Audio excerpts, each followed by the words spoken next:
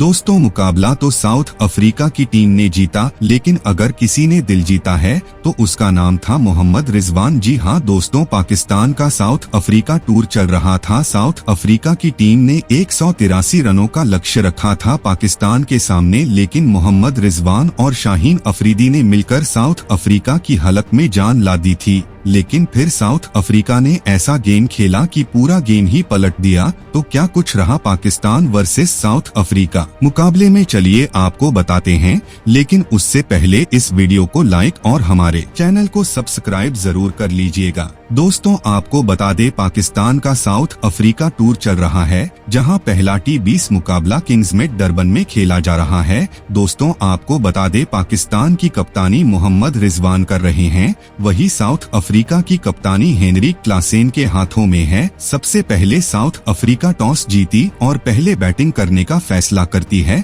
वही आपको बता दे, बल्लेबाजी के लिए रीजा हेंड्रिक के साथ रेसी वांडर दसेन आते हैं। वहीं पाकिस्तान की तरफ से गेंदबाजी करने के लिए उनके मुख्य गेंदबाज शाहीन शाह अफरीदी आते हैं। और दोस्तों अफरीदी कितने खतरनाक गेंदबाज माने जाते हैं यह हर किसी को मालूम है, लेकिन अफ्रीकी बल्लेबाजों के लिए इतना बड़ा खतरा बन जाएंगे यह तो उन्होंने कभी सोचा भी नहीं होगा। जी हां दोस्तों, शाहीन शाह अफरीदी अपने ओवर की फर्स्ट बॉल फेंकते हैं और पहले ही बॉल पर शाहीन शाह अफरीदी ने वांडर दसेन को पवेलियन का रास्ता दिखा दिया। इसके पहले कि वह कुछ समझ पाते वह पवेलियन जा चुके थे और उन्हें अब तक समझ नहीं आ रहा था कि आखिर वो आउट कैसे हुए।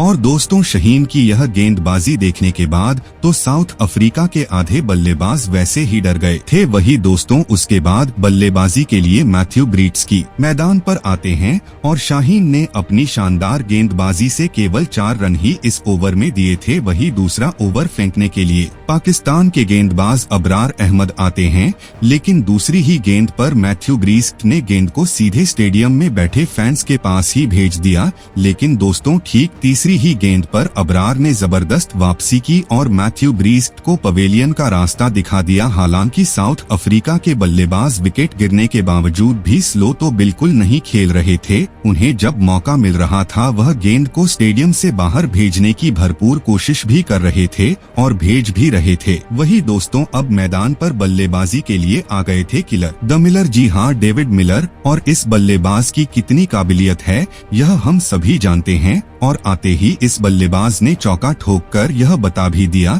कि अगर मिलर टिक गया तो पाकिस्तान की शामत आ जाएगी। तीसरा ओवर लेकर फिर से एक बार शाहीन शाह अफरीदी आते हैं और बैक टू बैक चौका ठोककर डेविड मिलर ने अफरीदी की हालत तो खराब कर ही दी थी। वही दोस्तों एक बार फिर से गेंदबाजी के लिए आते हैं अबरार अहमद और एक बार फिर से अबरार ने रीजा हेंड्रिक्स को अपने जाल में फंसा ही लिया और तीसरे ओवर की चौथी गेंद पर उन्हें पवेलियन लौटना पड़ा। वही डेविड मिलर का साथ देने के लिए साउथ अफ्रीका के कप्तान हेनरिक क्लासेन आ चुके थे। और दोस्तों इन दोनों ही बल्लेबाजों ने एक समय पर पाकिस्तान की हालत खराब कर दी थी, क्योंकि मिलर को रोक पाना पाकिस्तान के गेंदबाजों के बस की बात नहीं लग रही थी। लेकिन दोस्तों फिर 8वां ओवर लेकर आते हैं अब्बास अफरीदी और अपनी तीसरी ही गेंद पर उन्होंने इरफान खान के हाथों क्लासेन को कैच पकड़वाकर पवेलियन का रास्ता दिखा दिया। लेकिन दोस्तों पाकिस्तान के गेंदबाजों के पास डेविड मिलर का कोई जवाब नहीं था, क्योंकि धीरे धीरे उनका अग्रेशन बढ़ता जा रहा था और जबरदस्त चौके और छक्के ही देखने को मिल रहे थे।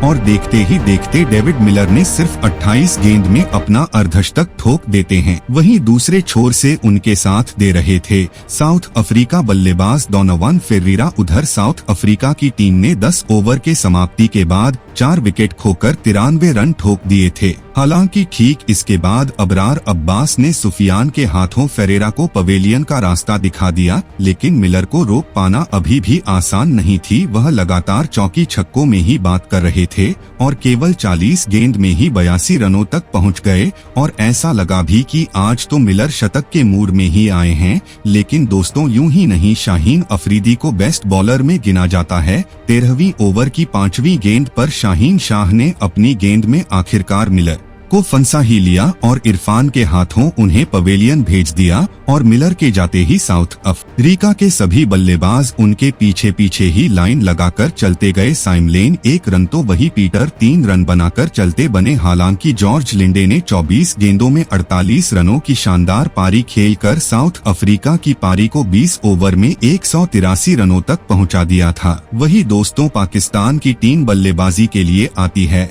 और ओपनिंग करने आते हैं बाबर आजम के साथ कप्तान रिजवान। लेकिन एक बार फिर से बाबर आजम बुरी तरीके से फ्लॉप हुए और अपने सभी फैंस को निराश कर दिए और मफाका की पहली ही गेंद पर पवेलियन चले गए। वही रिजवान का साथ देने के लिए सैम आयुब आते हैं, लेकिन केवल 15 गेंदों में 31 रनों का योगदान ही दे पाए और पाकिस्तान की टीम को दूसरा झटका यहाँ पर लगता है। हालांकि कि एक तरफ से मोहम्मद रिजवान टिके हुए थे और अब उनका साथ देने के लिए उस्मान खान आते हैं और वह भी केवल 9 रन ही बना पाते हैं। उसके बाद बल्लेबाजी के लिए तैयब ताहिर आते हैं और 18 गेंदों में 18 रन बनाकर पवेलियन चले गए और धीरे धीरे पाकिस्तान की पूरी बल्लेबाजी ताश के पत्तों की तरह बिखर गई। पाकिस्तान की टीम 132 रनों पर 4 विकेट गंवा चुकी थी और एक तरफ से मोहम्मद रिजवान पाकिस्तान की पारी को संभाले हुए थे और अर्धशतक ठोकते हुए साउथ अफ्रीका की टीम को परेशान भी कर दिया था और पाकिस्तान की टीम को जीतने के लिए 20 गेंद में 46 रनों की आवश्यकता थी और बहुत कोशिशें के बाद भी पाकिस्तान की टीम इस मुकाबले को हार गई।